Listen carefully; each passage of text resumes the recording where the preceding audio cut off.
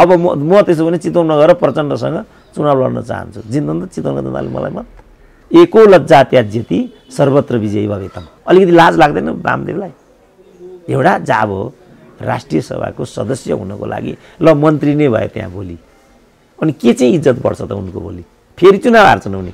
प्रचण्डलाई प्रधानमन्त्री त 2.5 वर्षको भनेर अनि हिस्सा बनाइदिए भने अब जाब वामदेव त के हुन्न उनको लागि? अहिले भनेको चाहिँ सामान्य स्थितिमा मुलुक छैन क्या अहिले चाहिँ नि एट प्रेजेन्ट। अहिले मै प्रधानमन्त्री भएँ के गर्न सक्छु त मैले? मौका पर्दाखेरि पनि आफ्ना कमी कमजोरीहरूलाई रियलाइज गर्नुको सट्टा होइन मै ठिक, मेरो छोरो पनि लडेर आएको, मेरी बुहारी पनि लडेर आएको, हेर त बोलेको एउटा देशको नेता 72 करोड दिएपछि कसरी मौन भए त? अब त लाजलाई लजाइसक्यो होला यिनीहरूको यो रवैया देखेर। युवराज खतिवटा आफै लजाइसके। म राजीनामा दिन्छु किनभने मैले चाहिँ यो थाम्नै सकिनँ। हामीलाई उनीहरू प्रजातन्त्रको विरुद्ध भन्छन्, मैले देख्दा यो चाहिँ प्रजातन्त्रको विरुद्ध हो। अन्त मूर्खहरूले त हाम्रो घनश्याम भुसाल भन्ने भयो नि त, स्यालको हुँ भक्तजनहरूले पनि त्यो गर्ने भयो नि त। यो त राष्ट्रिय अपराध हो नि त। एउटा राजदूत पायो भने सबै छोडिदिइहाल्छ सुरेन्द्र केसीले भन्ने, यो सब गरेको मैले मेरो लागि होइन, कतिपयले पदको लागि पनि भने, मलाई पनि। प्रचण्डले त्यो कुरा मान्नु भएन। हामीले यो पदको लागि गरेकै होइन भनेर उहाँले जिद्दी गर्नुभयो होइन। ग्रामीण क्षेत्रमा गएर केही गरेको छु त छैन। ठुलो कुरा गर्न सक्ने अवस्था मेरो छ त? लाचार भएर काठमाडौँमा बसिरहेको छु। जस्तो बाबुरामकै माथि कत्रो मान्छेको भरोसा थियो त? हुँदैन है यो हुने। बाबुरामबाट त्यहाँ ल्याकत नै पुग्दैन यो भने हो कि त मैलाई सुरेन्द्र केसी बाउ लायो भने प्रचण्डले हिजो जुन एउटा अन्तर्वार्ता दिए जनताको आवाजलाई उहाँले त्यहाँ इन्डोर्स गर्नु भएन नि। मेरा छोराछोरीले लडेको भिडेको, मेरो छोराले 2 करोडभन्दा मुनिको उनीहरू गाडी नचढ्ने, यहाँ एउटा भेन्टिलेटर छैन, 72 करोड चाहिँ झलनाथले लिए भन्ने छ। प्रचण्ड त हिजोसम्म उनको त रिसोर्टमा जाने र रिफ्रेसमेन्ट लिने त त्यो नेपालको वाम राजनीतिमा त्यो प्रवेश गराएकै उहाँले हो। पार्टीले पनि नलान खोजिराखेको छ नि त, प्रधानमन्त्रीको पोजिसन त्यही हो नि त। तर उनी नगई भएको छैन। मैले भने नि यो नेतृत्वबाट त अर्को 100 वर्ष हाम्रो देशमा केही पनि हुँदैन। बेसारकै कुरा प्रधानमन्त्रीले त्यो भनेर सही नै भनेको भन्ने छ क्या, कसैले पनि मानेन नि त। अब यिनको पनि त्यही हो। अब केपी ओलीसँग टक्कर लियो भने यहाँबाट पनि खस्किन्छ भन्ने कुरा देखिसके, उनले नजिकबाट देखिसके। त्यो ठेक्का तोड त्यति पुग्छ र उनीहरूले त यत्रो राष्ट्रिय अपराध गरेको छ, उनीहरूलाई त हतकडी लाउनुपर्छ त। र यसको क्षतिपूर्ति तिनीहरूबाट चाहिँ असुल पर गर्नुपर्छ। उहाँको कायरता हो, लाचारी हो। मानिसले आशा गरेको नेता मध्येमा घनश्याम भुसाल हुन्। अब त्यो आशालाई उहाँले निराशामा बदल्ने कि एउटा मन्त्री पदको लागि उहाँले साँच्चै नै त्यो आशालाई चाहिँ बरकरार राख्ने छनौट उहाँको। हाम्रा एकचोटि निर्णय गरे, उनले अझ घुर्क्याए, मलाई चाहिँ प्रधानमन्त्री हुने गरी हो भने जान्छु, नत्र नारायण काजीसँगै निर्णय भएको थियो। 6 महिना त यही बितिगयो होइन। 70 करोडको अडियोको कुरा चाहिँ काचाकुचुक गरेपछि त्यसमा म भिडियो ल्याउँछु भनिरहेछ। भिडियो ल्याएको खण्डमा त प्रधानमन्त्री नै फस्छन्, कुरा क्लियर छ। डाक्टर साहब, एभरेस्ट नेपालमा तपाईँलाई हार्दिक स्वागत छ। ल हस्, धन्यवाद। आजको कुराकानीमा हामी मूलतः अहिले समाजमा देखिएका घटना परिघटना र सँगसँगै राजनीतिमा पनि केन्द्रित भएर कुरा गर्नेछौँ। सबभन्दा पहिले म सामाजिक घटना परिघटनामा केन्द्रित भएर डाक्टर साहबसँग कुरा गर्छु। कोभिड-19ले आक्रान्त नेपाली जनता फेरि पनि लकडाउन लाग्छ कि भनेर चिन्तित छन्। आजसम्मको लकडाउन भोलिदेखि फेरि 24 गतेदेखि फेरि बढ्छ कि भनेर चिन्तित छन्। अब यो बढाउनु उपयुक्त छ या छैन, समाजमा दुई थरी विचारहरू आएका छन्। डाक्टर साहबलाई चाहिँ के लाग्छ, अब फेरि यो बढाउनु पर्ने हो कि अब भोका पेटहरूलाई भर्नलाई यो सरकारले बिस्तारै खुकुलो गर्नुपर्ने, के गर्नुपर्छ? डाक्टर साहबको सुझाव के छ? अब अहिले पनि यो विषय चाहिँ क्लियर भएको छैन। यो कोभिड भन्नेकै के हो कसैले पनि भन्न सकेको छैन। अब कमसेकम हाम्रा डाक्टरहरू, साइन्टिस्टहरू, यिनीहरूको रोनास्ट भन्ने छ, के छन् यिनीहरूका होइन, युनिभर्सिटीहरू छ। कमसेकम यसमा उनीहरूले चाहिँ अलिकति अध्ययनलाई केन्द्रित गर्नुपर्ने र नेपाली जनतालाई सुसूचित गर्नुपर्ने हो। अब म जतिको मान्छे पनि कोभिड के हो भन्न सक्दिनँ। आम मान्छेले त भन्न सक्ने कुरा नै छैन, किन उसलाई चाहिँ योभन्दा यो लाग्छ, ऊभन्दा ऊ लाग्छ। त्यसकारण ल अहिले चाहिँ लकडाउन हटाउँ भनौँला, यिनीहरूले नै भने जस्तो भोलि चाहिँ सडकमा चाहिँ लास देख्नुपर्ने स्थिति आयो भने अनि त्यसको जिम्मेवारी कसले लिने भन्ने कुरा यिनीहरू नै धम्क्याउँछन् नि। यिनीहरूका मन्त्री सन्त्री के भन्नेहरू नै हामीले यो नगरेको भए त तिमीहरू चाहिँ न्यु रोडभरि लासै लास हुन्थ्यो यस्तो भन्छन् नि त। त्यसकारण मैले देख्दाखेरि कोभिडसँगै बाँच्ने अभ्यास हामीले गर्नुको अब विकल्प छैन। मानिलिउँ अर्को यो 1 वर्ष गयो 2 वर्ष गयो ल 6 महिना पनि गयो भने अनि 6 महिना घरमा सुतेर पेट पाल्न सकिन्छ त? यो कुनै सम्भव हुने कुरा हो? त्यसकारण विश्वमा के अनुभव छ, विश्वको अनुभव पनि हेरौँ। त्यहाँनिरका राजदूतावासहरू हुन्छन्। अहिलेको साइन्स एन्ड टेक्नोलोजीको जमाना, सोसियल मिडियाको जमाना छ। यिनीहरूले पनि देखिराखेको होला इटालीमा के भयो, फ्रान्समा के भयो, स्पेनमा के भयो, अमेरिकामा जापानमा त कहिले पनि लकडाउन नै भएन। कसरी प्रतिरोध गरे उनीहरूले, न्युजिल्यान्डको कुरा छ। त यहाँबाट अनुभव लिनु पर्यो र राम्रा जे पक्षहरू हुन् ती राम्रा पक्षको आधारमा चाहिँ अगाडि जानु पर्यो र लकडाउन एकमात्र उपाय हो भन्ने लाग्छ भने त्यो चाहिँ अनुभवको आधारमा हामीले लकडाउनलाई नो भन्ने हाम्रो हातमै छैन।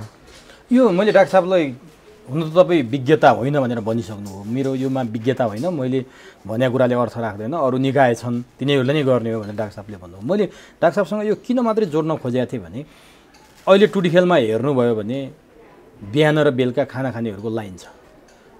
त्यस्ता संस्थाहरू छन् जुन संस्थाले त्यो टुडी खेलमा खुला मञ्चमा होस् अथवा पशुपतिको छेउछाउका खाली जग्गामा हुन् मान्छेहरूलाई लाइन लगाएर 164 दिनदेखि लगातार भात खुवाइरहेको संस्थाहरू पनि छन्। जनता खान नपाएर बेहाल भएर रुँदै भिडियोमा बोलेका कुराहरू भाइरल भएको छन्। डाक्टर साहबले पनि देखिरहनु भएको छ।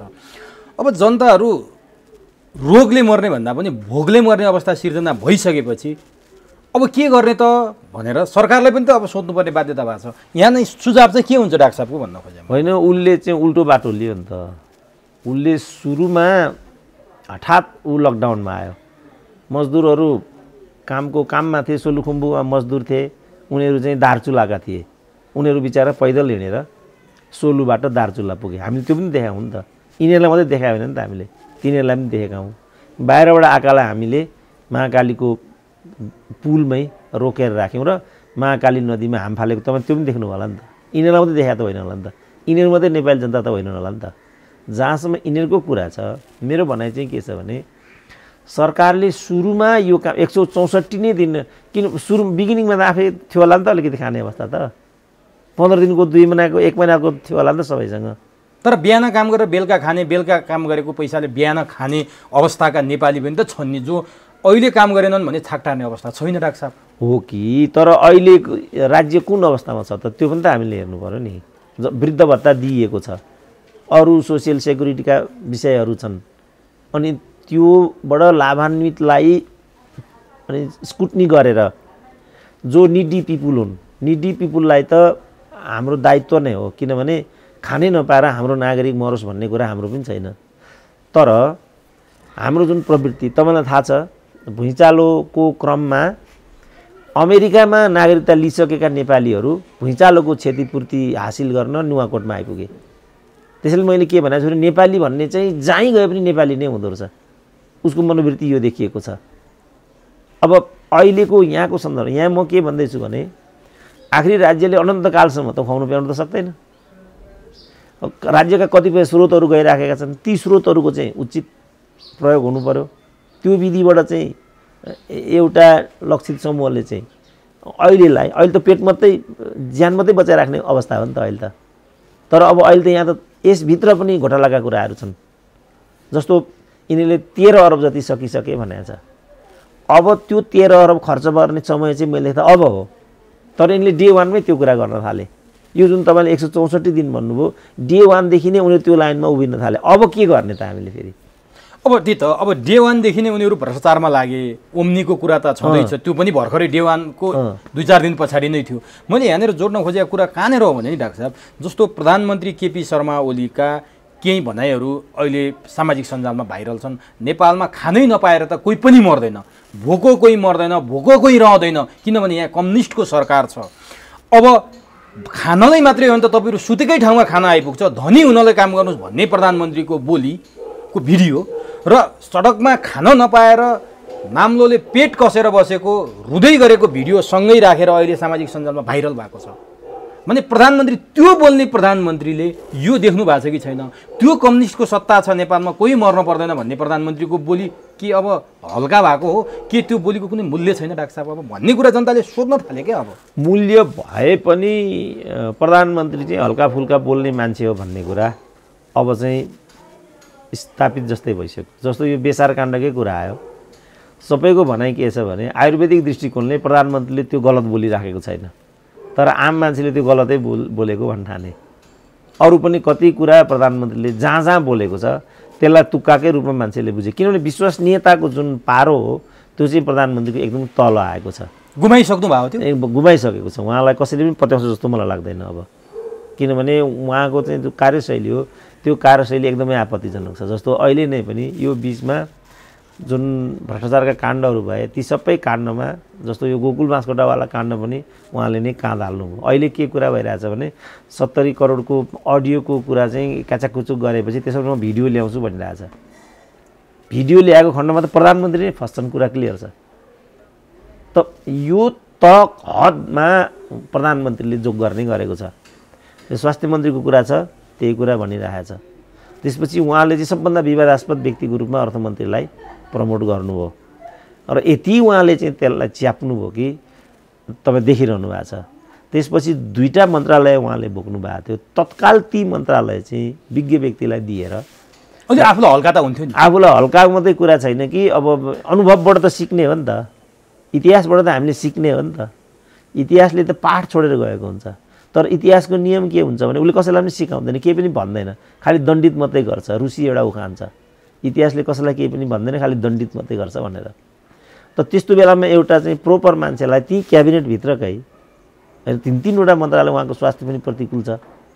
त्यो मिल्ने कुरै होइन नि यस्तो जटिल अवस्था छ जटिल अवस्थाको बेला चाहिने मन्त्री भनेको एउटा सञ्चार सूचना मन्त्री एउटा त्यत्तिकै आवश्यक छ अर्थतन्त्र डामाडोल अवस्थामा छ अर्थमन्त्री छैन भने उहाँले गर्न खोजे के हो होइन उहाँले गर्न खोजेको कुरा जग जाहेर छ तर उहाँ के हो भन्ने कुरा अब नेपाली जनताले थाहा पायो अघि तपाईँले भन्नु पनि कोही भोको बस्नु पर्दैन त्यो त तपाईँले पनि सुन्नु भएको छ नि होइन मैले सुनेको छु तर म उति याद गर्दिनँ किनभने यिनीहरू क्रेडिबल छैनन् के बाबु जस्तो प्रचण्डले हिजो जुन एउटा अन्तर्वार्ता दिए जनताको आवाजलाई उहाँले त्यहाँ इन्डोर्स गर्नु भएन नि मेरा छोराछोरीले लडेको भिडेको मेरो छोराले बन्दुक लिएर हिँडेको चाहिँ यिनीहरूले नदेखेको भनेर उल्टो जस्टिफिकेसन खोज्नु पर्ने त उहाँको छोराले मात्रै बन्दुक लिएर हिँड्या हो र उहाँको छोरा त बन्दुक लिएर हिँडे काठमाडौँमा आए सम्पूर्ण व्यवस्था गरे अब दुर्भाग्य हो दिवंगत भएर गए सँगैका प्रकाशका साथीहरू त मरेर गए नि बाबु त खोइ त तिनीमाथि न्याय गर्न सकेको चाहेको उहाँहरू कोही पनि अब जस्तो अहिले झलनाथको माथि 50 केजीको 50 केजीको जो सर्प झुन्डाइदिएका छन् लाज लाग्दैन नि उहाँहरूलाई त्यो लज्जित एउटा देशको पूर्व प्रधानमन्त्रीलाई सोसियल मिडियामा त्यो प्रकारले प्रदर्शन गर्नु भनेको म भए आत्महत्या गर्थेँ होला उहाँलाई लाग्दैन नि लाज किनभने यिनीहरू सम्पूर्ण यिनीहरूले चाहिँ लाज बचाइसके यिनीहरूले त्यस कारणले यस्ता मान्छेको के मैले अझै जोड्न खोजेँ नि डाक्टर साहब जस्तो प्रधानमन्त्री केपी ओलीले योग्यता प्रस्तुत गर्नु पर्यो भने अथवा उहाँका नजिकका आसपासका मान्छेले प्रस्तुत गरिदिनु पर्यो भने उहाँको 14 वर्षको जेलको कुरा गर्छन् डाक्टर साहबले पनि त्यो धेरैचोटि भन्नुभएको छ योग्यता त्यही हो भनेर प्रचण्डको योग्यताको कुरा गर्नु पर्यो भने 10 वर्षीय जनयुद्धको कमान्डरको रूपमा चित्रित गर्छन् तर त्यत्रो त्यो योग्यता पाइसकेका प्रचण्डको बारेमा त तपाईँले भनिसक्नुभयो केपी ओलीको कुरा गर्दाखेरि उहाँले त्यो योग्यता हासिल गर्नुभएको छ के योभन्दा अगाडिको चुनावको आसपासमा मत माग्दै गर्दा केपी ओलीलाई थाहा थिएन मैले यो बोलेँ भने भोलि यो पुरा गर्न सक्दिनँ भोलि यस्तो अवस्था आउन सक्छ भन्ने थाहा हुँदै केपी ओलीले त्यो बोलिदिनु भयो र आज त्यही अवस्था सिर्जना भयो कि जहाँ भोगले मान्छे मर्दैछन् र 2टा फोटो एउटा भोगले रुँदै गरेको मान्छे एउटा केपी ओलीले भाषण गरेको चिच्चै भाषण गरेको हालिदिँदाखेरि केपी ओलीले अब बोल्ने र मैले गल्ती गरेछु भन्ने त्यस्तो भाव होला कि न मैले भनिहालेँ नि त जस्तो प्रचण्डको परिवारवादको कुरा त्यो ठेक्कापट्टाको कुरा एकदमै तल्लो तहको कुरा हो नि त त्यो तर उहाँले रियलाइज गर्नु भएन अब प्रचण्ड त केपी ओली भन्दा अलिकति पोलिटिकल माइन्डेड मान्छे हो नि त केपी ओली त बिल्कुल एउटा परम्परावादी मान्छे सिद्ध गर्नु हो उहाँले आफूलाई कम्युनिस्ट पार्टीको नेता भने पनि उहाँमा कम्युनिस्ट एउटा संस्कार देखिएन बिल्कुलै देखिएन उहाँमा त्यो कुरा त यस्तो अवस्थामा चाहिँ उहाँहरूलाई यस्तो कुराले छुँदैन भन्ने देखियो क्या। उहाँहरूले त जनताको यो गुनासो म पनि सुनिरहेको छु बाबु। उहाँहरूमा यो जिम्मेवारी बोध, जवाफदेहिता, पार्टी विचार सिद्धान्त कार्यकर्ता, नेताहरूमा चाहिँ समन्यायिकता त्यस्तो केही देखिँदैन कि।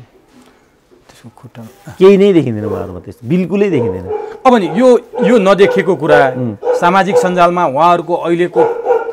उहाँहरू प्रतिको मान्छेहरूको प्रतिक्रिया हेर्ने भने एकदमै नकारात्मक छन्।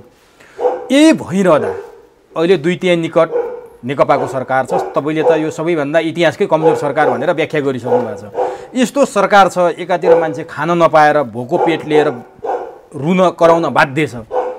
यही बेलामा वार्षिक 20 अर्बको चिया नास्ता खाएको कुरा सार्वजनिक हुन्छ। डाक्टर साहब, सरकारले 20 अर्ब रुपियाँ त चिया नास्तामा खर्च गरेछ भने यसलाई कसरी लिनु?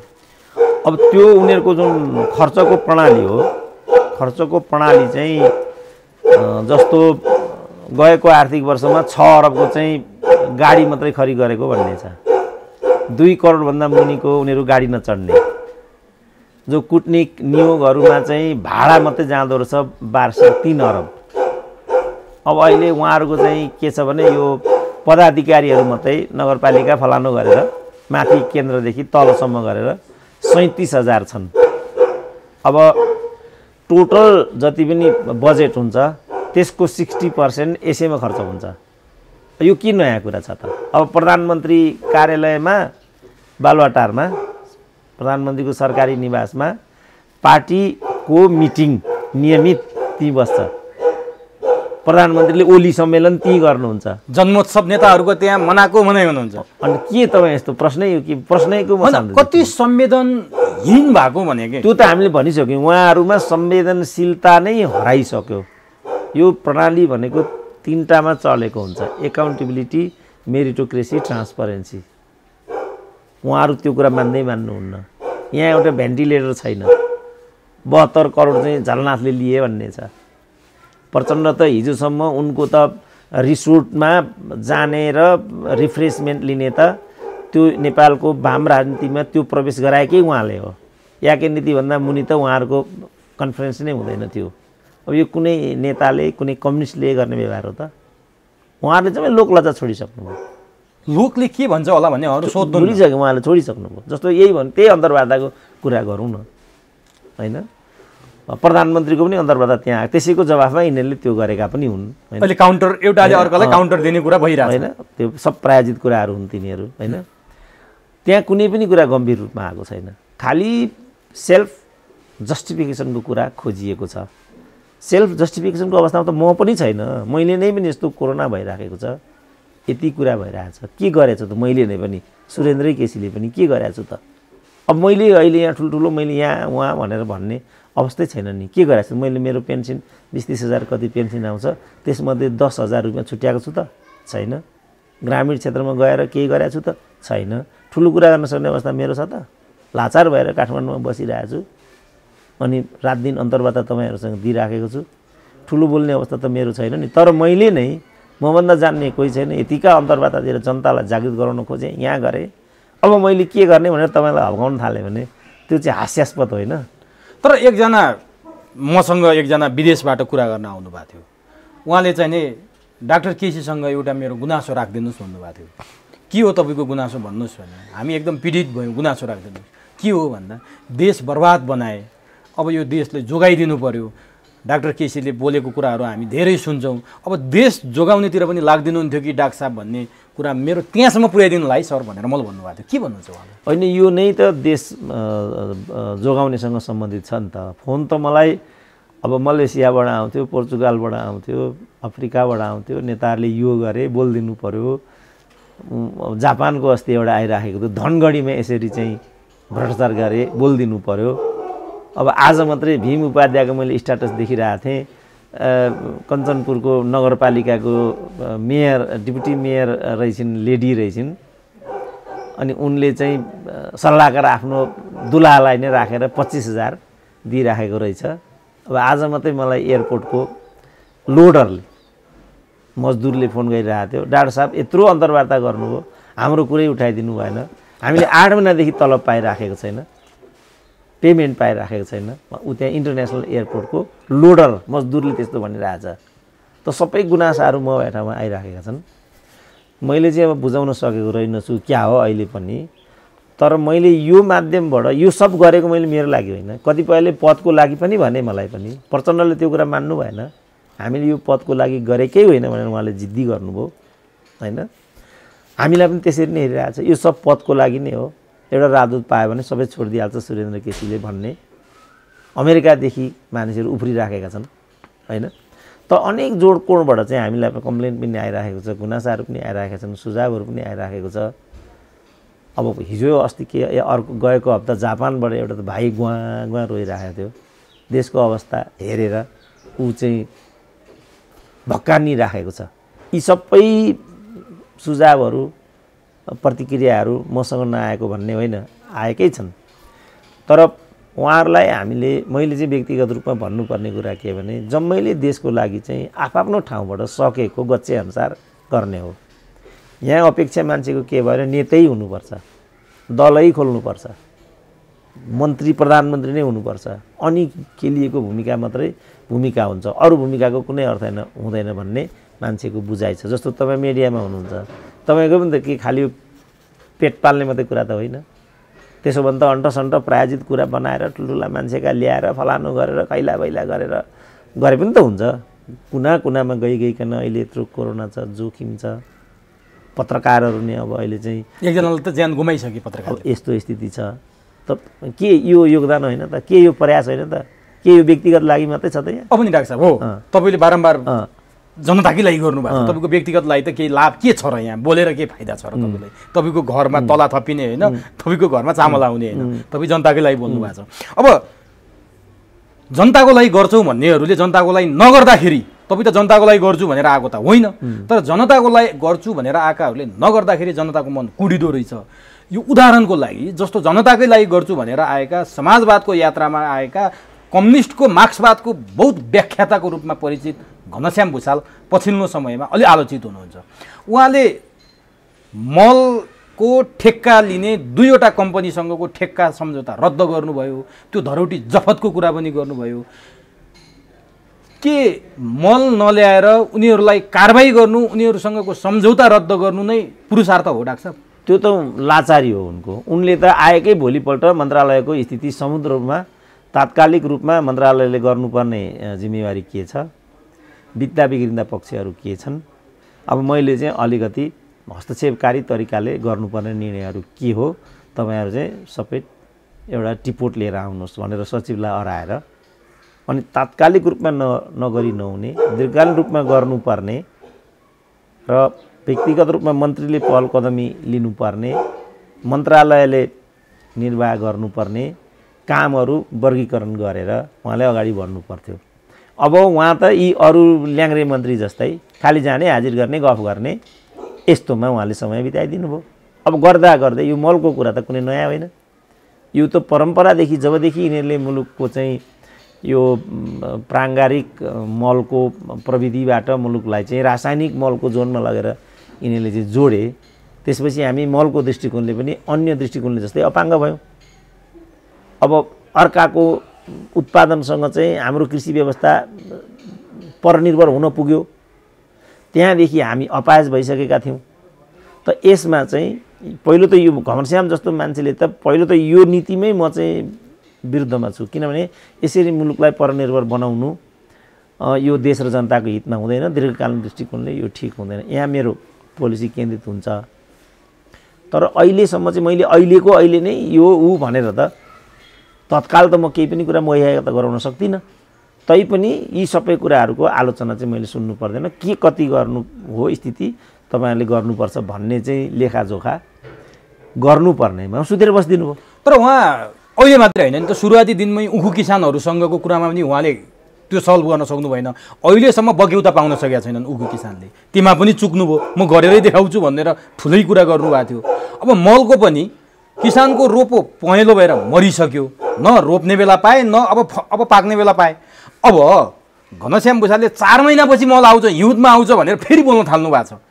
अनि मान्छेले के भन्न थाल्यो भने 2टा मलको ठेकेदारसँग सम्झौता तोड्ने पुरुषार्थ देखाउनु भयो, महान हो घनश्याम भुसाल भनिरहेछन्, यसरी लिन त्यो सकिन्छ? कसरी पुरुषार्थ भयो? त्यो त मैले उहाँको ठेक्का लाचारी तोड्नु पर्यो। अनि त्यो ठेक्का तोड त्यति पुग्छ र? उनीहरूले त यत्रो राष्ट्रिय अपराध गरेको छ, उनीहरूलाई त हतकडी लाउनुपर्छ त, र यसको क्षतिपूर्ति तिनीहरूबाट चाहिँ असुल पर गर्नुपर्छ।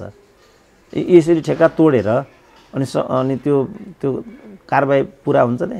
यो त राष्ट्रिय अपराध हो नि। ल्याउन नसक्ने भने उनीहरूले त्यो सम्झौतामा टेन्डरमा किन हस्ताक्षर गरेका थिए त? तर मान्छेले के भनिरहेछन् भने प्रचण्डको घरबेटीको ठेक्का तोडिदिनु भयो घनश्याम भुसालले, उहाँ महान हो, त्यो आँट गर्नुभयो भन्छन् क्या। त्यो त यो मिलीभगत हो, पब्लिक कन्ज्युम्सनको। म तपाईँलाई बारम्बार भनेको छु नि, राजनीतिमा जे कुरा गरिन्छ त्यो कुरा भनिँदैन, जे कुरा भनिन्छ त्यो कुरा गरिँदैन। यो पब्लिक अहिले एकदमै आक्रमण भयो। यो आक्रमणबाट तर्काउनको लागि यो चाहिँ एउटा मञ्चन मात्रै हो। त्यहाँबाट छुटकारा पाउने मेलो होइन, मञ्चन मात्रै क्या। किनभने अब यति यस्तो भन्ने भयो नि त मूर्खहरूले त हाम्रो घनश्याम भुसाल भन्ने भयो नि त, स्यालको यहाँ भक्तजनहरूले पनि त्यो गर्ने भयो नि त। यो त राष्ट्रिय अपराध हो नि त। यस्तो गरेर तपाईँ तर्किन पाउनुहुन्छ? किसानहरूको चाहिँ पेटमा लात हान्ने कुरा मात्रै भइराखेको छैन, यो त राष्ट्रिय उत्पादनमाथिको हमला हो नि। भने घनश्यामको पुरुषार्थ होइन, लघुतावास हो यो। होइन, लघुता यो त उहाँको कायरता हो, लाचारी हो। अब नि घनश्याम भुसालले हिजो त्यसरी दुधकारेर मन्त्रीविहीन हुँदा जसरी नेताहरूलाई दुधकार्नुभयो त्यो भिडियो पनि अहिले सामाजिक सञ्जालमा भाइरल छ। त्यसरी दुधकारेर आएको मान्छेले यो रूप देखाउनु होला, यो निर्यता प्रकट गर्नु होला भन्ने कसैले सोचेको थिएन। अन्त केसम्म भन्नुभएको थियो भने मैले गर्न सकिनँ भने मन्त्री पद छोडेर म छेनभरिमा बाहिर निस्किन्छु भनेर उहाँले बोल्नुभएको थियो। त्यो पनि गर्न सक्नु भएन, किन त्यो ओगटेर बसिराख्नु भयो होला? अनि यो त जस्तो उहाँले गर्नुहुन्छ यस्तो त आम मान्छेहरूको बुझाइ थियो, आम मानिसहरूको सोचाइ थियो। हाम्रो दिमागमा त यो कुरा थिएन। जस्तो बाबुरामकै माथि कत्रो मान्छेको भरोसा थियो त? हुँदैन है यो हुने। बाबुरामबाट त्यहाँ ल्याकत नै पुग्दैन यो भने हो कि त मैलाई सुरेन्द्र केसी बौलायो भने। अब त्यस्ताको त कुरा गरेर साध्य हुन्छ र? घनश्यामको कुरा पनि त्यही हो। योगेशकै कुरा गरौँ न, योगेश पनि त्यही हालतमा। अब यो किनभने धेरै व्यक्तिगत हुन्छ होइन, भोलि चाहिँ उनीहरू रिसाउलान् होइन। हाम्रा त मित्रहरू पनि हुन्, फेरि समस्या। तपाईँको त जिल्लावासी पनि योगेश भट्टराई, योगेशको कुरा गर्दा जिल्लावासी पनि भए। तर मुख्य कुरा के भने उहाँहरूमा अघि भने नि उहाँहरूको नेतै जब त्यस्तो छ भने असंवेदनशीलता, अजवाफदेहिता, जनविरोधी माथि राष्ट्रपतिदेखि नै यो कुरा लागू भएर आउँछ नि त। त्यस कारणले उहाँहरूको शासकीय शैली नै यस्तो बनेर आएको छ। अब उनीहरू अपवाद होलान् कि भन्ने मानिसहरूको आशा थियो, त्यहाँ पनि उहाँहरूले तुषारपात लगाइदिनु भयो। जस्तो भनौँ न, अब नेवानीकै कुरा गर्दाखेरि चाहिँ चाइनाबाट थोत्रे कौवाडी जहाज यिनीहरूले लिएर आएर ल्याउनै नहुने, जबकि ल्याएर चाहिँ अब ग्राउन्डेड भए तिनीहरू। अरबौँ रुपियाँ त्यसबाट हामीलाई क्षति भयो। राष्ट्रिय अपराध हो नि। तिनीहरूलाई त चाहिँ लगेर कुच्नुपर्छ नि त। 16 करोड त 174 त कर्मचारी मात्रै डिपुट गरेको हुँदो रहेछ त्यो चाइनिज जहाजको लागि। अब उनीहरूले चाहिँ त्यसबाट चाहिँ शिक्षा लिनुको सट्टा अब अर्को जहाज किन्ने अरे उनीहरूले। फेरि यो ग्राउन्डेड गर्ने, अब तिनीहरूलाई के गर्ने थाहा छैन। हिजो गिरिजाबाबुको पालामा यस्तै राजाको पालामा खोलेका विमानहरू, ल्याइएका विमानहरू यसरी नै कौवाडीको मूल्यमा बेचेर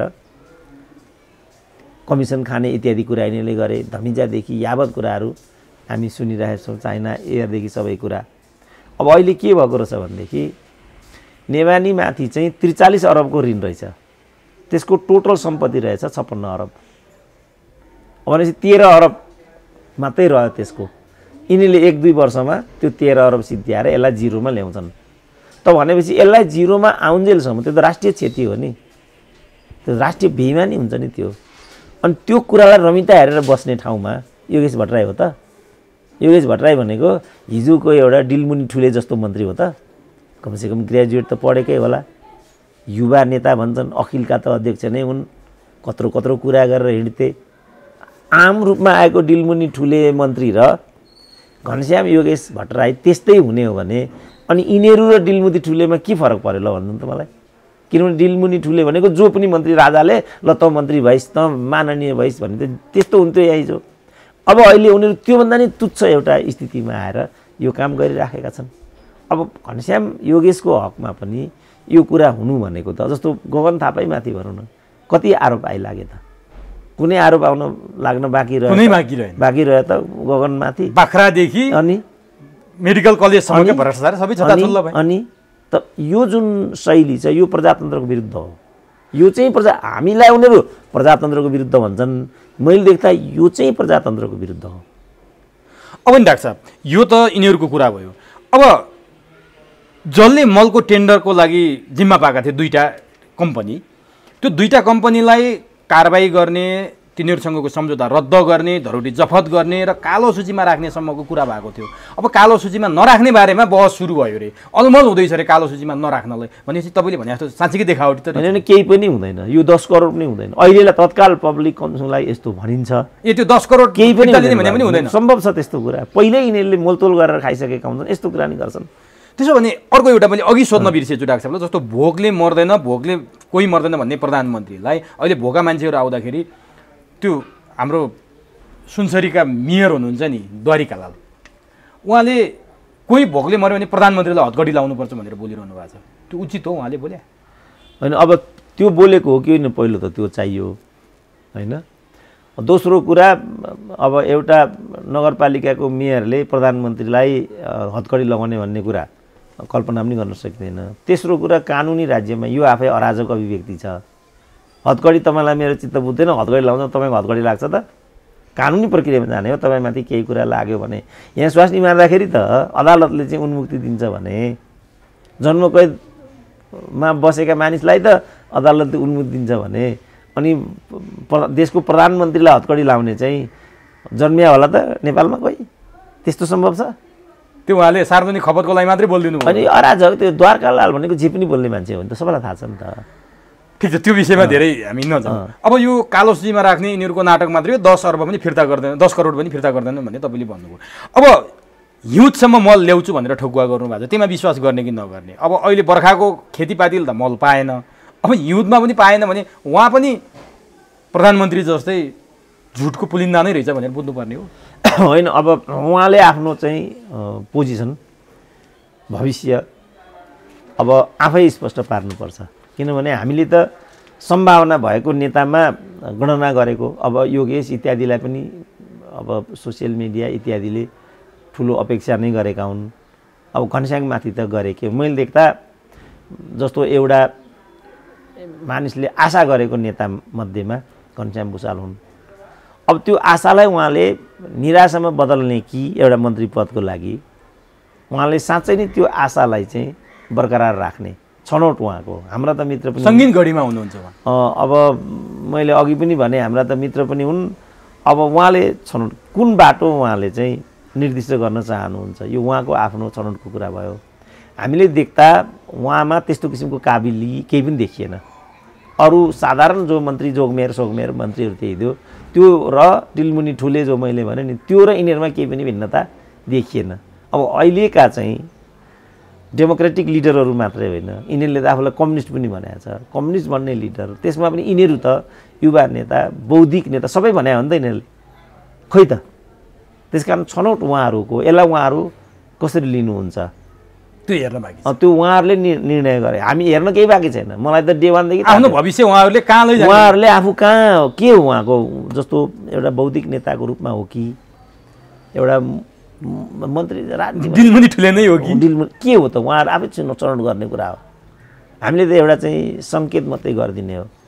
अब नि डाक्टर साहब, एउटा रोचक र अचम्मको कुरा के देखिया छ भने यो सरकारले धेरै सम्झौता गर्छ सरकारको तर्फबाट, अनि त्यो सम्झौतालाई सम्झौताको मसी नसुक्दै फेरि रद्द गर्नुपर्ने बाध्यता देखिया छ। जस्तो ओम्नी ग्रुपसँगको सम्झौता हेरौँ, रद्द गर्नु पर्यो।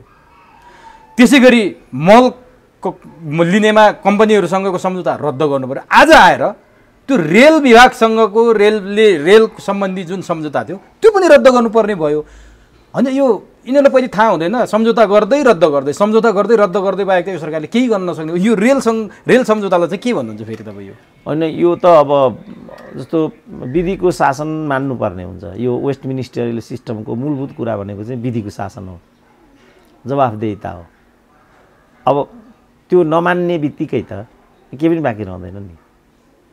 उहाँहरू त्यो मान्नुहुन्न, सम्झौता गर्ने रद्द गर्ने होइन। अब त्यो सम्झौतै भनौँ, त्यसलाई मैले उहाँहरूको शासकीय शैली भनेको छु। उहाँहरूको शासकीय शैली गलत छ, त्यसमा परिपक्वता छैन, राइट मेन राइट प्लेसको व्यवस्था छैन, रिवार्ड एन्ड पनिसमेन्टको व्यवस्था छैन। जस्तो आजै मात्रै चाहिँ यो निजामती सेवाका कर्मचारीहरूलाई पुरस्कृत गर्ने सम्बन्धी घोषणा केही मानिसहरूको बाहिर आयो। स्वास्थ्य क्षेत्रका मान्छेहरू त्यहाँ बिरलै परे भन्ने छ। सायद प्रहरी पनि परेनन् कि अथवा त्यो निजामती भएको हुनाले प्रहरी नपर्ने नै हो कि छोडिदिउँ। प्रहरी त अब प्रहरीको छुट्टै जङ्गी अन्तर्गत पर्यो। ल छोडिदिउँ। तर स्वास्थ्य यसमा त मूलभूत रूपमा चाहिँ फ्रन्ट लाइनमा खटेको त स्वास्थ्य क्षेत्र हो नि, भएन भन्ने छ।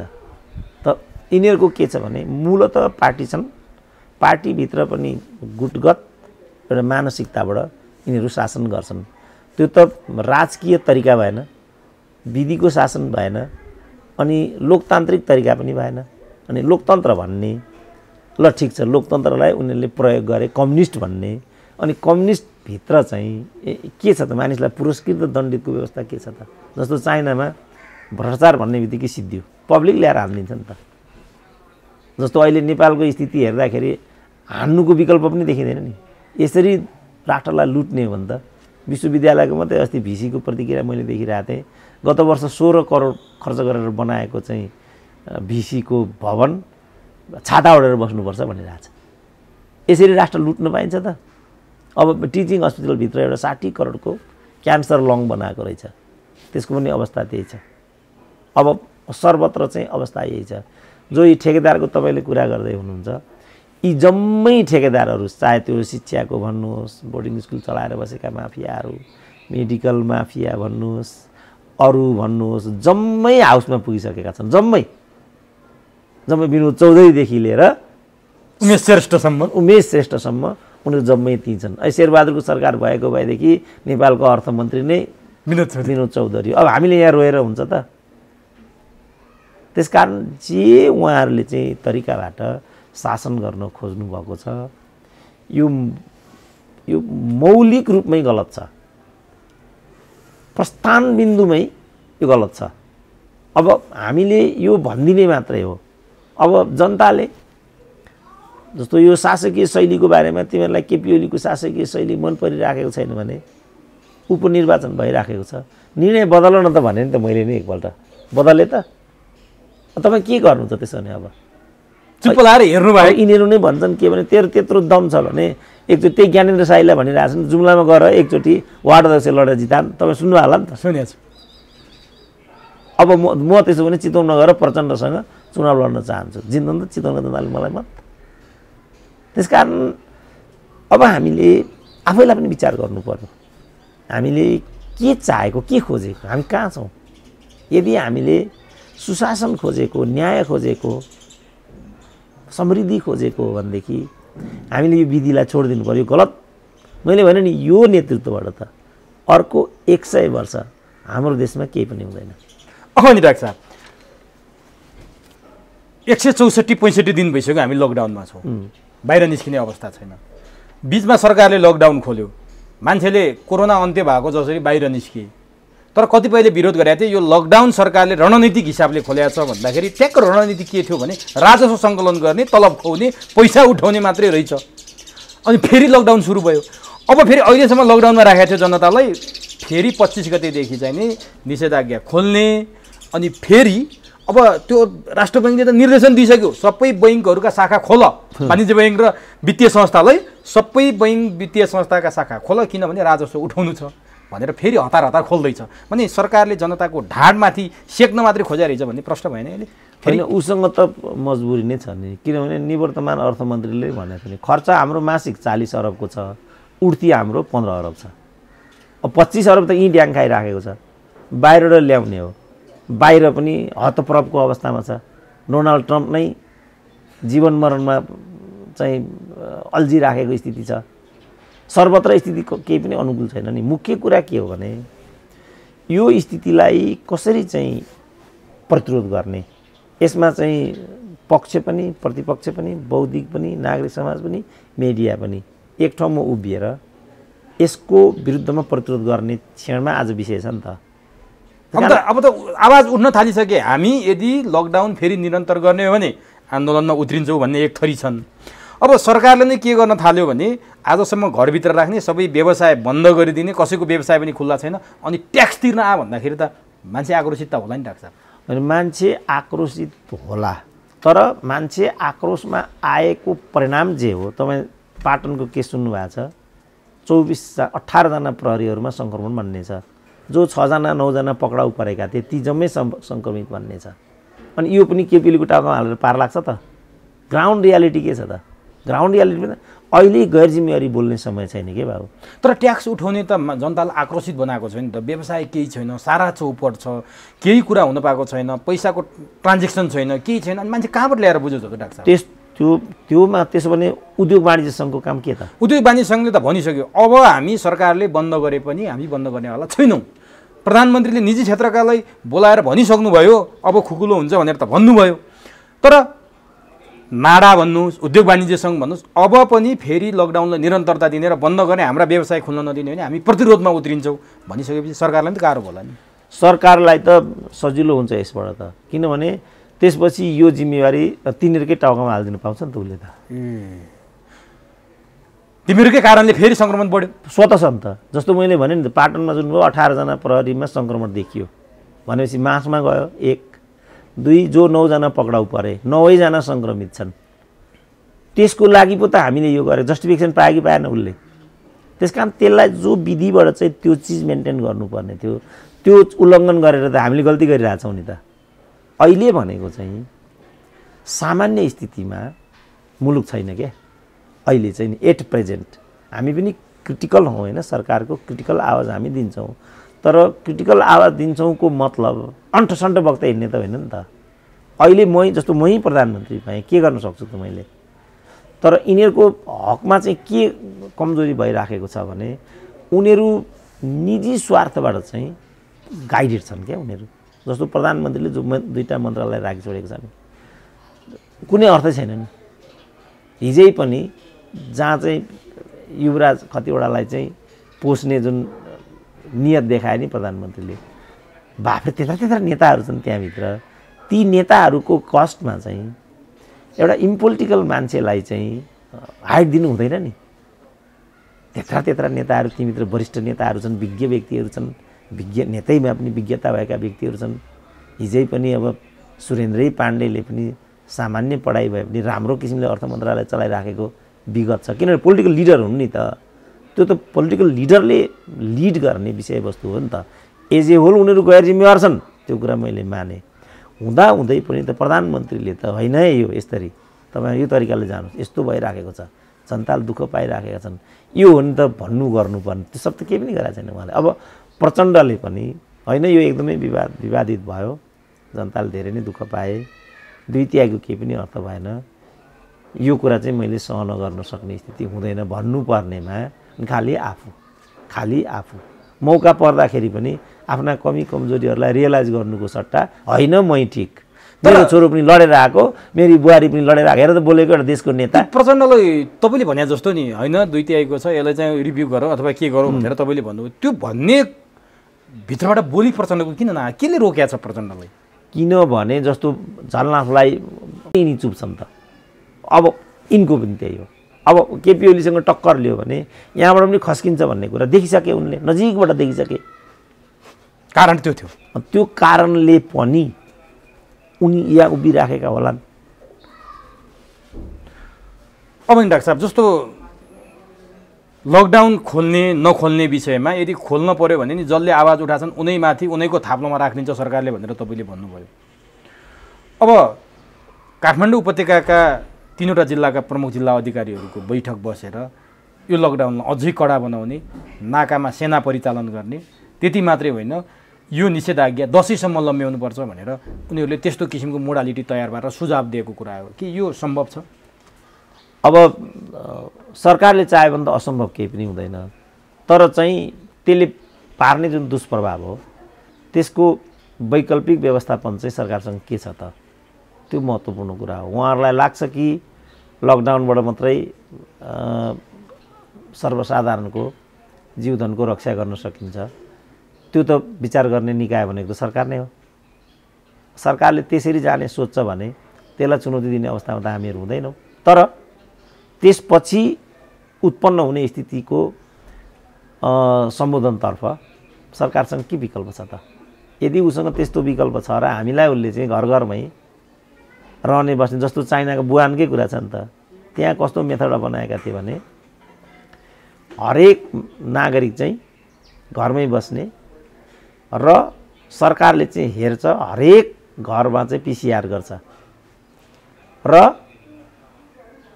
रोगी आइडेन्टिफाई गर्छ र जो सङ्क्रमित छ तिनीहरूलाई आइसोलेसनमा लैजान्छ, जो चाहिँ मुक्त छन् उनीहरूलाई चाहिँ खुल्ला गरिदिन्छ। सबैले आफ्नो घरमा बस्ने, अनलाइन अर्डर गर्ने अनि राज्यले नै उनीहरूलाई खानपानको व्यवस्था त्यहीँ पुर्याइदिने। यो विधिबाट चाहिँ चाइना सफल भयो। अनि हाम्रो के गरेछ त हामीले? जस्तो मान्छे लकडाउन छन्, घरमै बस्छन्, के व्यवस्था छ त? म यहीँ घरमा छु, मैले यति बेला सरकारले गर्नुपर्ने के थियो? हाम्रो यहाँ हजुर, हाम्रो यहाँ त सम्पूर्ण रूपमै प्रक्रिया उल्टो छ। हाम्रो यहाँ के गर्यो भने सुरुमा उनले चाहिँ यो बन्द गर्ने जुन विधि हो, एयर रुट इत्यादिलाई बन्द गर्ने जुन विधि हो, त्यसलाई उसले मानेन। त्यसपछि एकैचोटि बन्द गरिदियो। अघि मैले भने नि, मजदुर चाहिँ सोलुमा छ, घर चाहिँ दार्चुला पर्यो। सोलु ल उसले अगाडि नै 7 दिनको समय राखेर अब राज्यले लकडाउनको नीति लिनुपर्ने देखियो। 7 दिनको समय दिएको छ। सरोकारवाला जम्मैले आफ्नो ठाउँमा गइदिनु पर्यो। यो नीति गर्नुपर्नेमा हठात उसले लकडाउन भनिदियो। रुवाबासी भयो ती। मैले भने बाहिरपट्टिबाट आउने, जो भारतबाट आउने, तिनीहरूलाई चाहिँ उसले के गर्यो, पुलमै रोकिदियो। महाकालीमासम्म हाम फालेको हामीले देख्यौँ। फेरि यता के गर्यो, बङ्गलादेशको भयो, मलेसियाको भयो, दुबईको भयो, लाई कुनै किसिमको रेस्क्यु गर्नेतिर सोचेन। धनी मानीका छोराहरू जो चाइनामा पढ्न जान्थे, 5 करोड खर्च गरेर उनीहरूले यहाँ थुपार्यो। चाइना सरकारले त्यही बेला भने तिमीहरूको बस्ने खाने जीवधनको ग्यारेन्टी हाम्रो, नातिकन बसे हुन्छ। मानेन, आत्तिए बिचारा छोरा केटाहरू आत्तिए। मलाई लाग्छ उनीहरूको सेसन पनि अब बर्बाद भयो। अब आउनु त्यति गरेर आए, फेरि जानु पर्यो, जाने व्यवस्था छैन। त यो सब त देख्नु पर्थ्यो नि त सरकारले। त्यसपछि चाहिँ उसले के गर्यो, अनि उसले चाहिँ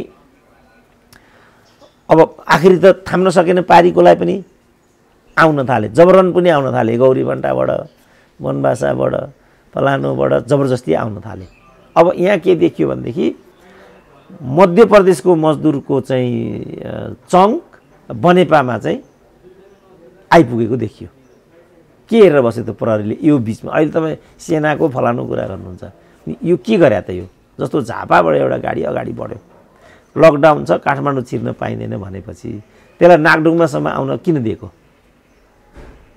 त्यो त सिधै लेनदेन भयो भन्ने देखियो। त यो कुरा उसले गर्नु हुँदैन थियो। र एकद्वार नीति र पूर्णतः समानताको आधारमा, जस्तो हाम्रो बिडारीले नै भनेको थियो नि एकचोटि, सिडिओसँग तास खेल्ने, सिडिओसँग जाँड खाने, सिडिओको नाता पर्ने आधारमा मानिसहरूले पास पाए। ती जम्मै मान्छे, अहिले तपाईँ काठमाडौँमा हेर्नुहोस् न, जति मान्छे काठमाडौँबाट गएका थिए, 10 लाख मान्छे यहाँबाट बाहिर गएको भन्ने छ, ती जम्मै त आइसक्यो नि त। लामो दूरीको त अहिले पनि बन्दैछ। कसरी आयो त उनीहरू?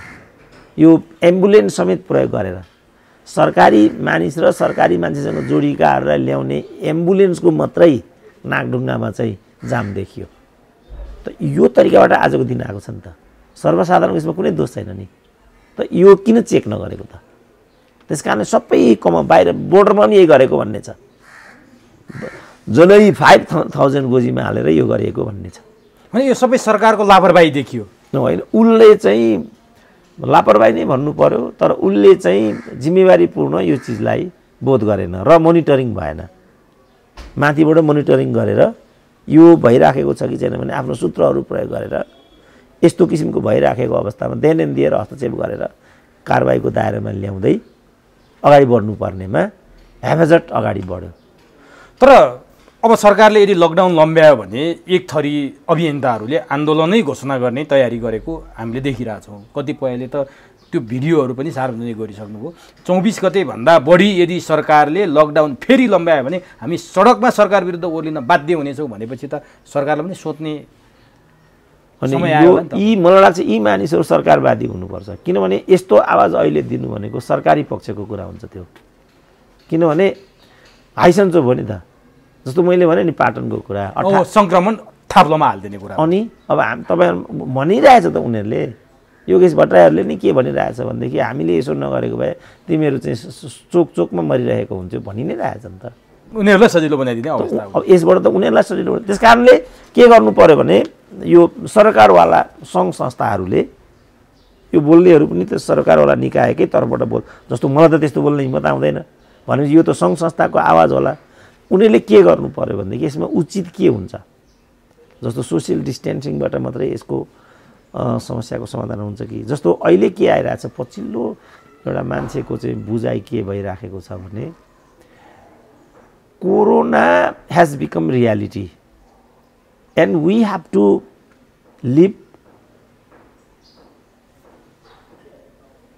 including कोरोना भन्ने भइरहेछ क्या। अहिले बाँच्न सिक्नु पर्यो कोरोनासँग। कोरोनासँग बाँच्न तपाईँ सिक्नु पर्यो, किनभने भनिगयो नि 2022 सम्म नै यो जाने हो कि भन्ने छ। भनेपछि अझै 2 वर्ष बाँकी रह्यो। अनि तपाईँ 2 वर्ष लकडाउन गरेर तपाईँको जीवन वृत्ति चल्छ त? तर अभियन्ताहरूको के छ भने कुरो, यो सबै सुनियोजित हो, यो सबै प्रोपोगन्डा हो, यो सबै माफियाहरूले चलाएको खेल हो।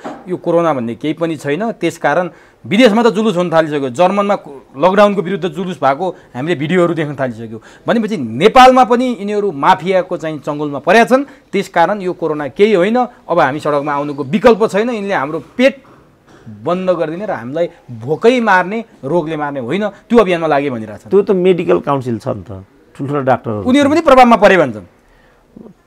त्यसो भन्दा सम्पूर्ण प्रभावमा, सरकारै प्रभावमा पर्यो, प्रहरी नै प्रभावमा पर्यो भने तपाईँले त्यो नियति त खप्नु पर्यो। अब केही विकल्प त्यो डाक्टर साहबले त्यस्तो लाग्छ सबै प्रभावमा परे? म त भन्न सक्दिनँ, किनभने भूमिका उनीहरूको ठिक छैन त्यो म भन्न सक्छु, किन सबै पोलिटिसाइज भएको छ। राजनीतिको अपराधीकरण र अपराधको राजनीतिकरण चाहिँ भएकै छ। जस्तो भनौँ न, अब यो बिचमा चाहिँ 38 क्विन्टल सुन आयो भन्ने चाहिँ एयरपोर्टबाट, त्यहाँभित्रको संयन्त्र सामेल नभइकन यो 38 क्विन्टल त आएको छैन नि। 38 फेरि हाम्रोमा त बानी नै 38 को रहेछ, फेरि पहिला पनि 38 थियो। त यो त अब विश्वास नगरे पनि आयो। हामीले होइन, तपाईँले भनेको कुरामा केले बल पुर्याउँछ भने यहाँबाट मान्छे लिन गएको एरोप्लेनले मान्छे नल्याएर सुन बोकेर आयो भन्ने कुरा पनि सुनिन्छ क्या। अब सुनेको कुरामा हामीलाई जान एकदम गाह्रो छ, तर हाम्रो जुन विश्वसनीयताको पारो हो त्यो एकदम तल छ। जस्तो अघि हामीले प्रचण्डको, प्रधानमन्त्रीको इत्यादिको कुरा गऱ्यौँ नि, होइन, उनीहरूको बोलीमा अब मान्छेले जस्तो भन्यो नि यो बेसारकै कुरा, प्रधानमन्त्रीले त्यो भनेर सही नै भनेको भन्ने छ क्या, कसैले पनि मानेन नि त। जस्तो अब किन रेलको कुरा त्यहीँ थियो, पानी जहाजको कुरा त्यहीँ थियो, अरू कुराहरू भोकको कुरा त्यहीँ थियो। अब त्यो सब कुरा पुष्टि नभएपछि यो त जोक रहेछ भन्ने हो नि त। अब नि डाक्टर साहब, एउटा अचम्मको कुरा के छ भने सरकारले लगभग 5000 बढीमा पिसिआर परीक्षण गरिरहेछ। 5000 बढी कस्ट पर्छ सरकारी स्तरमा पिसिआर परीक्षण गर्ने भने। त्यहीँनिर केएमसी अस्पतालले त्योभन्दा धेरै गुणा सस्तो 2900 लगभग 2900मा पिसिआर परीक्षण गरिरहेछ। जनताले भन्न थाले सरकारी स्तरको महँगो, प्राइभेटको किन सस्तो, यो सरकारले त्यहाँ पनि फेरि पैसा खान थाल्यो भनेर भन्न थाल्यो। त्यो त सेनामाथि नै प्रश्न उठ्यो नि त। बजारमा 3000 पर्ने किटलाई सेनाले नै खरिदेर ल्याएको चाहिँ 13000 पर्यो भनेर। अब सेनैमाथि त यस्तो प्रश्न उठ्यो भने इजाबोको त के कुरा भयो र? सेना भनेको त विश्वसनीय संस्था हो नि, भने सबै ठाउँ प्रश्नै प्रश्न। त्यसपछि विषय चाहिँ कहाँसम्म आइपुग्यो तपाईँ देखिरहनु भएको छ। रक्षा मन्त्री भर्सेस सैनिक मुख्यालयको सैनिक जनरलहरूलाई नै अगाडि राखेर चाहिँ त्यहाँ भनौँ न जसरी चाहिँ अशोभनीय शब्दहरू त्यहाँ प्रयोग भयो भन्ने छ। सेनाले त त्यसलाई त प्रतिरोध गरेन नि त, किनभने मनोबल नै उच्च छैन नि सेनाको, किनभने ऊ फस्दै आइराखेको छ नि त। त्यस कारण अब यो सब कुराहरू यस्तो छ, हामीलाई बोल्न पनि एकदम गाह्रो छ क्या। मैले सुरुमै भने सेनाको हकमा सेनाले व्यापार गर्ने होइन है, तिमीहरूलाई चाहिँ फसाउँदैछ है राज्यले, तिमीहरू यो मैले उनीहरूलाई मतलबै छैन, किनभने यति फसिसकेका छन् उनीहरू, तपाईँ कल्पनै गर्न सक्नुहुन्न। अब ठिक छ, अब म अन्तिममा यो कोरोना सम्बन्धी एउटा प्रश्न सोध्छु डाक्टर साहबलाई, अनि म राजनीतिक विषयमा प्रवेश गर्छु। आज प्रधानमन्त्री केपी ओलीले बालुवाटारमा मनोवैज्ञानिक चिकित्सक मनोविज्ञहरूसँग छलफल गर्नुभएको छ। मनोविज्ञान जनताहरूमा धेरै मनोवैज्ञानिक त्रास पैदा गर्यो कोरोनाले, यसको के हुनसक्छ उपाय, जनताहरू आत्तिए तर्सिए भन्ने टाइपले विभिन्न चिकित्सकहरूसँग छलफल गर्नुभएको छ। यो जरुरी हो कि कोरोना कसरी नियन्त्रण गर्ने भन्ने विज्ञहरूसँग छलफल गर्नुपर्ने जरुरी हो? अनि कोरोनासँग पनि त गरेको छ नि त उनीहरूले, तर रिजल्ट त देखेन नि त। अनि रिजल्ट त उहाँहरूले राइट प्लेस गरेका छैन होला। आफ्नो भक्तिभाव गाउनेहरूलाई त्यहाँ थुपारेको होला। डाक्टर सुन्दरमणि दीक्षितले यही भन्नुभएको थियो कि मैले यही प्रश्न सोधेको थिएँ उहाँलाई, विज्ञ होइन उनीहरू फोटो सेसनका लागि आएको।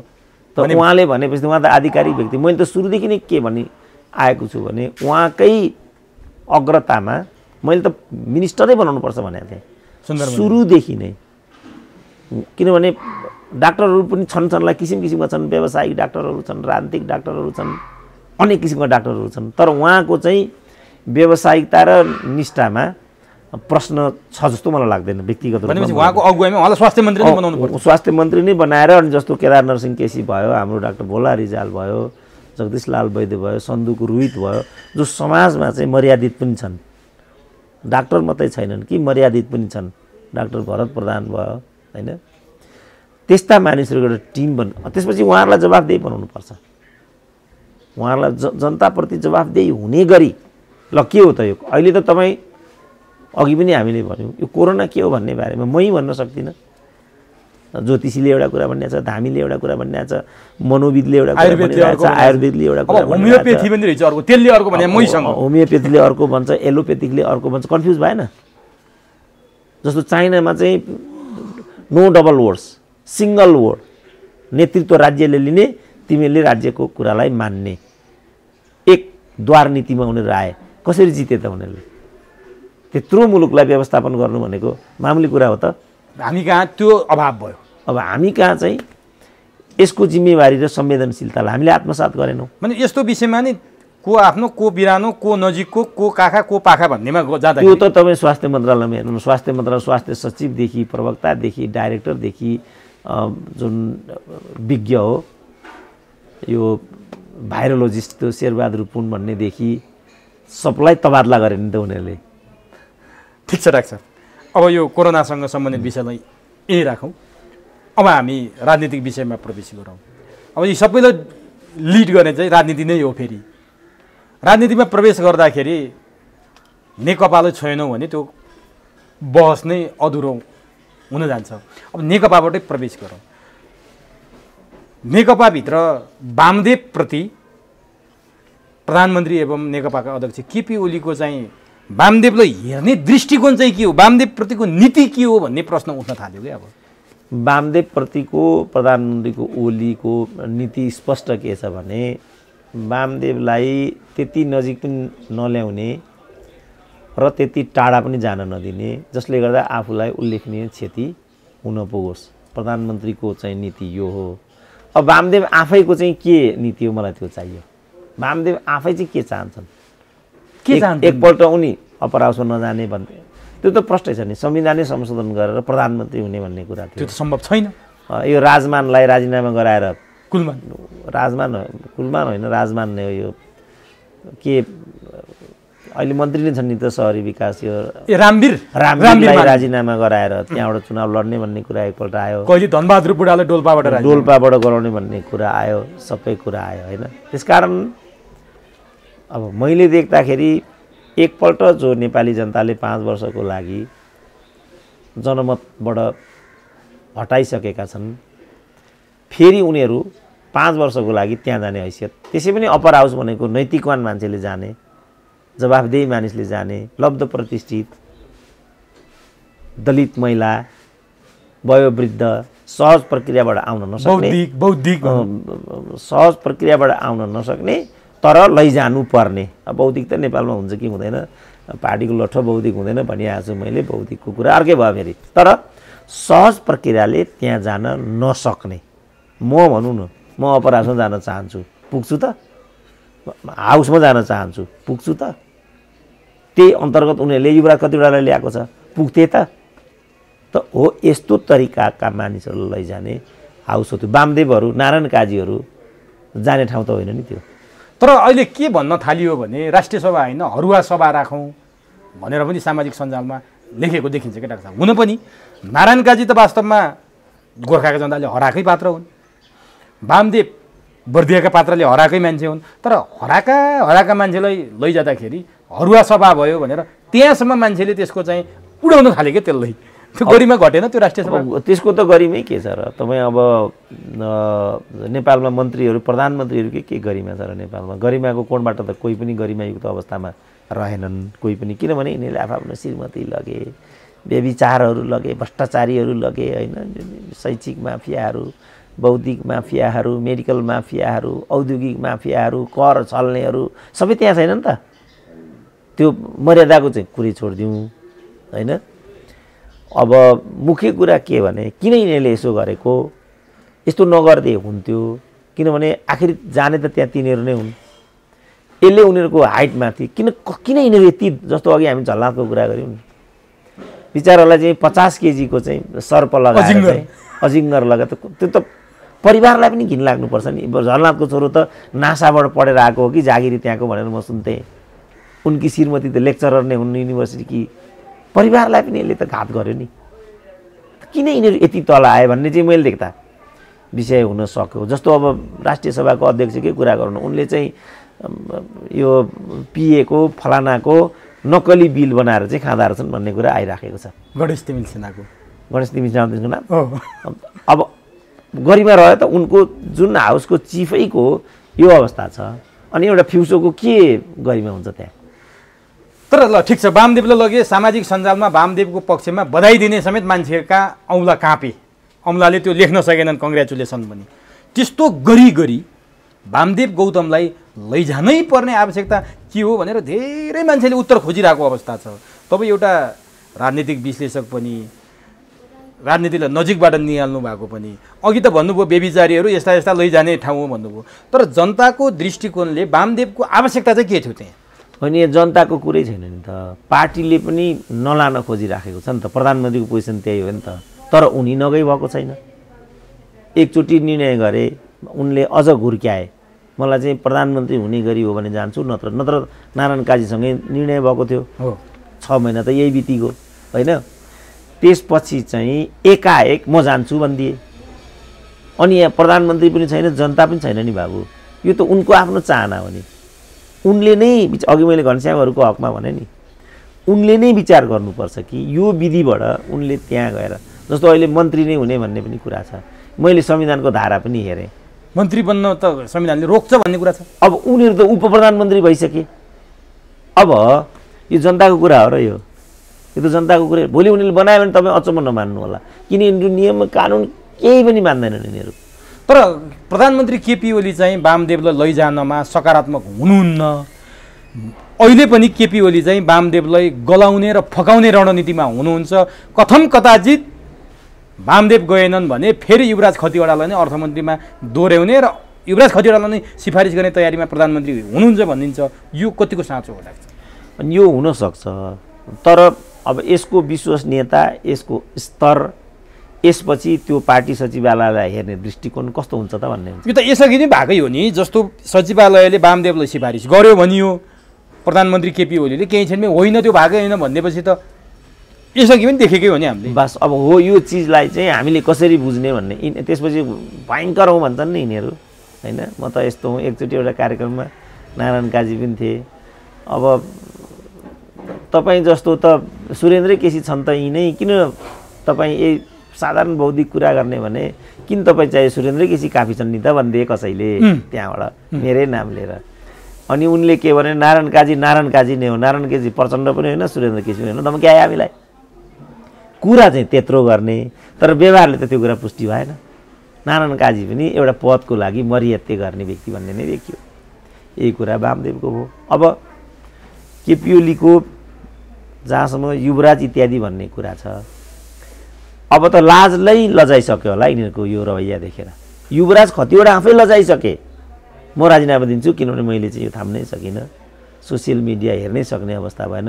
उनले अघि सटेर राजीनामा दिइराखेको छ। तर त्यो राजीनामाको विषयमा पनि एउटा रोचक कुरा छ क्या डाक्टर साहब। उनको 21 गतेदेखि स्वतः म्याच सकिँदै थियो, स्वतः उनी निष्क्रिय भइहाल्थे। त्यो राजीनामा दिनुपर्ने, राजीनामा आउँदैछ भनेर किन भन्यो? राजीनामा दिन जरुरी थियो र उनी त त्यसै म्याच सकिँदै थियो। लज्जाबोध भयो नि त, किनभने 6 महिना त्यहाँ किन राखिन्छ भनेदेखि अपरिहार्य कारणले। यिनीहरूले चाहिँ किन राखेको थियो भने 6 महिनापछि यिनको दोहोरिहाल्छ, किन छोड्ने भन्ने अन्तर्गत दुराशयपूर्ण तरिकाले त्यहाँ राखिएको थियो। यसरी दुराशयपूर्ण तरिकाले राज्य चाहिँ चलाउन पाइन्छ त? तर 6 महिनापछि दोहोरिहाल्छ भन्ने मानसिकता केपी ओलीको थियो होला भन्ने हाम्रो बुझाइ हो। त्यो मानसिकताबाट केपी ओली किन पछि हट्नु पर्यो? होइन बुझाइ होइन नि, वास्तविकता त्यही हो नि। त्यही थियो ल। अहिले पनि उनले चाहिँ अहिले पनि त वामदेवलाई अगाडि बढाएको छैन छ। त्यही त भने मैले यहाँनिर जान्न खोजेँ, जस्तो केपी ओलीलाई बुझाइ नै त्यही थियो ल, ठिक छ 6 महिनापछि म खतिवडालाई नै अगाडि बढाउँछु भन्नेमा उनी थिए, त्यति बेला उनले अगाडि बढाए, होइन भने त्यति बेला हटाउँथे नि। त्यति हुँदा हुँदै केपी ओलीले अहिले चाहिँ राजीनामा दिन किन लगाए त? केपी ओलीले नभनेर खतिवडाले राजीनामा दिएको छ? उनले राजीनामा यिनले आफै अघि सरेर राजीनामा दिएको। ए ओलीले भने होइन, यिनले आफै अगाडि सरे। किन यति जे भए पनि त डक्टरेट गरेको मान्छे हो नि त, मान्छे हो नि त, कमसेकम लुगा लाउँछ। त्यो मान्छेमाथि यस्तो प्रहार भयो। अहिले जो झलनाथमाथि जो भनौँ न नेता भएदेखि झलनाथले त्यो सहन गर्ने कुरा आउँछ? 72,000 मैले फिर्ता गरिदिएँ, विवादास्पद 72 करोड यो विवादास्पद भयो, म नेपाली जनतासँग क्षमा प्रार्थी छु, यो पैसा फिर्ता गयो भन्नुपर्छ पर्दैन? एको लज्जा त्याज्यति सर्वत्र विजयी भवेतम। त्यसो हो भने वामदेव गौतमलाई सचिवालयबाट सिफारिस गरिए भनेर प्रधानमन्त्रीले नै सिफारिस गरे भन्ने कुरो त प्रवक्ताले बोले, हामीले यसअघि नै कुरा गरेका छौँ।